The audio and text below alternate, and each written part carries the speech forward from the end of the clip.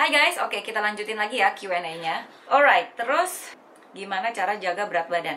Oke, kebiasaan makan aku, I always listen to my body. Jadi aku nggak pernah membuat diriku tuh kelaparan banget baru makan. Nggak. Aku tuh makan tiap 4 jam sekali. Dan aku tuh make sure dalam sehari aku tuh ada asupan protein, karbohidrat, buah, sayur, sama kalsium. Itu tuh udah pasti. Makan pagi aku biasanya makan buah-buahan, atau enggak aku makan ini, sereal. Ini sereal favorit aku banget. Aku makan sereal ini pakai susu. Nah, makan siang jam 12 aku usahain ada karbohidrat, protein, sama sayur. Nasi pun aku cuma makan setengah. Nah, itu rahasia aku juga ya. Aku tuh makannya sering, tapi cuma sedikit-sedikit. Jadi aku tuh nggak suka kalau makan tuh sampai kenyang bego gitu. Aku nggak suka. Karena kalau udah kenyang bego, gue nggak bisa makan yang lain. Oke, udah makan nasi itu jam 12 siang. Biasanya jam 4 sore atau jam 3, jam 4 gitu deh. Aku udah lapar lagi. Nah, biasanya aku ngemil roti lah, atau siomay lah, atau pizza lah. Kalau pengen pizza juga ya aku makan pizza, atau makan bakwan, makan tekwan, ya pokoknya ngemil lah jam 4 sore. Nah, ini trik juga. Aku biasanya I cut my food itu into small pieces. Jadi kayak misalnya makan siomay, aku makan siomay cuma 2 atau 3 biji misalnya. Cuman aku potong-potong kecil-kecil banget. Jadi psychologically aku tuh ngerasa aku makan banyak banget gitu loh. Dan kalau kamu potong makanan kamu kecil-kecil kan makan juga jadi pelan-pelan kan. Makanya jadi lebih menikmati, lebih appreciate gitu kan. Terus udah gitu perut juga punya waktu untuk menyampaikan pesan ke otak kalau perut kita udah kenyang gitu. Nah, jam 8 aku tuh makan nasi sama lauk pauk lagi. Udah pasti itu ada karbohidrat, protein, dan sayur. Mau tidur jam 11 itu aku harus makan dulu.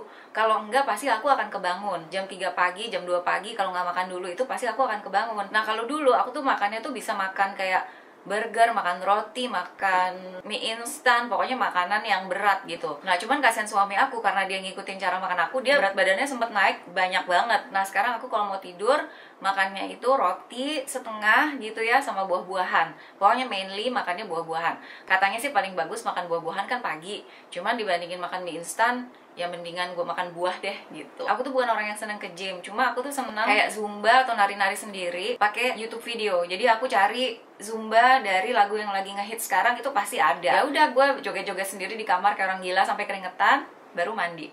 Kalau tips jaga berat badan dari aku sih, be active, makannya sedikit tapi sering, terus jangan makan terlalu kenyang.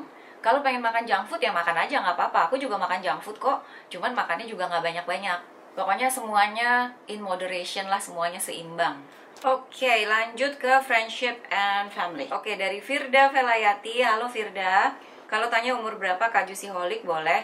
Dewi itu kelahiran tahun 75. Gimana cara ngejaga friendship dan keluarga? Kan Kak Devina barusan menikah, jadi otomatis sekarang udah berkeluarga semua. Oke, terus sejak kapan berteman dengan Reino Barak? Oke, jaga pertemanan dengan Devina yang baru nikah.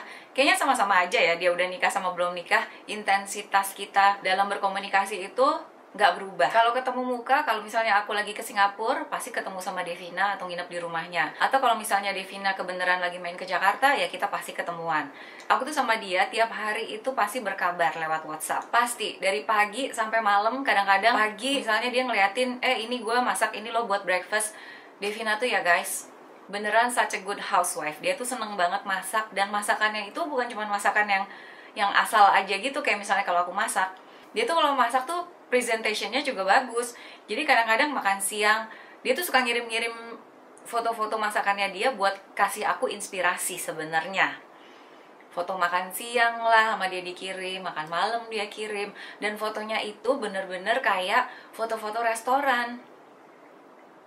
Aku tuh kadang-kadang bukannya terinspirasi untuk masak, tapi terinspirasi untuk tinggal di sana dan dimasakin sama Devina. Salah ya?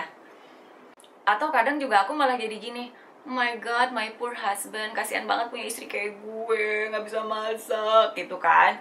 Bisa masak juga kadang-kadang gagal, kadang-kadang enggak. Kadang-kadang aku tuh berusaha masak sih. Masak apa ya, kayak waktu itu aku berusaha masak ayam diungkep dulu baru digoreng. Pas diungkep aja udah gosong. Jadi bukan diungkep, diapain sih, ada airnya, udah gitu dididihin dulu sampai airnya habis. Airnya udah habis, sampai gosong, kecium gosong, baru aku diangkat gitu kan. Dan orang tuh bilang katanya kalau masak harus pakai hati. Aku tuh kalau di dapur tuh masak tuh udah yang ini loh ya, gue tuh masak pakai hati loh ya nih, pakai hati with all my heart. Tetap aja kadang enak, kadang enggak. Tapi ya at least I try ya sometimes gitu. Soalnya kadang-kadang juga gini ya, suamiku misalnya aku nemuin resep apa gitu. Terus aku bilang, sayang, aku mau masak ini ya. Dia tuh suka ngeliat aku terus, gak usah deh sayang, gak apa-apa, Mbak Ijah aja gitu. Sedih ya. Sama Dewi juga sama aja sih, komunikasi nggak pernah putus. Dia kalau mau ujian juga ngasih tahu, ini gue lagi stres nih mau ujian. Dia mau part time pertama kali dia ngasih tahu. Cuma sekarang karena beda jamnya itu 6 jam, kadang-kadang dia nge-WhatsApp jam berapa, aku baru balas jam berapa, atau nggak sebaliknya. Tapi tetap aja kita intensitas komunikasi juga nggak berkurang. Sometimes juga dia video call, sometimes ya aku baru bangun juga arwahnya belum nyatu, dia udah mau video call gitu kan. Jadi lucu, pernah juga sih video call, kita sama-sama makan, dia makan siang, aku makan pagi gitu. Jadi kita sama-sama makan tapi makanannya beda, waktunya beda gitu. Aku breakfast, dia lunch. Oke, terus Firda juga nanya sejak kapan berteman dengan Reno Barak. Aku sama Reno temenan dari tahun 2009. Jadi tahun 2009 itu kita sama-sama di Global TV. Aku sama Reno sempat ngerjain project bareng. Dan kita bonding karena kita sama-sama seneng makan. Oh, jadi saat itu juga aku, Reno, sama Devina itu sama-sama ada di kantor yang sama pada saat yang bersamaan. Dan mereka berdua itu baik banget sama aku. Mereka berdua itu tahu banget aku tuh nggak bisa kelaparan. Jadi kadang-kadang kalau mereka pergi keluar, meeting keluar, terus ngelihat makanan yang aku suka nawarin tuh, Neng, gue ada di sini, ada makanan ini kesukaan lo, mau dibawain nggak gitu. Jadi mereka suka bawain aku makanan gitu. Agnes nanya, Mbak Hen udah punya anak belum? Kok di foto nggak pernah kelihatan? My big baby itu is my husband. So yeah, I don't have kids. Oke, masuk ke random question. Aku sudah serak. Tutorial bahasa Sunda teh. Bahasa Sunda teh hese nya. Abdi teh tiasa bahasa Sunda anu halus, tiasana anu kasar. Tapi kasar teh pan tekenging atuh di YouTube maknya tutorial tengke kieu cokot eta brush puntennya iya bahasa Sunda na teu tiasa atuh dan nu halus itu nu kasar we nya. Oke, kieu misalnya eta cokot eta brush totol-totolkeun saeutik eta di eyeshadow palette na tong loba-loba teuing saeutik we. Geus kitu diaplikasikeun ka panon maneh. Tah kieu tong tarik teuing saeutik we terus we ka luhur tah kitu. Geus kacampur warnana kabeh cokot warna nu kadua tah eta ditotol we saeutik tong sataker kabek engke rusak eyeshadowna nya. Terus panon nih hijina deui. Ya ampun, ini eyeshadow udah lama banget gue pakai, expired, mati gue ntar bentol. Tah gitu ari geus geulis. Terus iya banget semprot pakai MAC Prep and Prime. Tah disemprot we kieu, ieu pura-pura we nya. Kan pura-pura ngasih tutorialnya juga. Disemprot we eta beungeut teh. Meh hinyai katingalina, hinyai teh glowing mun bahasa Sunda mah bahasa Inggris mah cenah glowing eta hinyai mun bahasa Sunda nya. Disemprot-semprot nepikeun ka hinyai tah. Lipen, ieu lipen Tinars Audacious naon ieu teh warnana Bridget.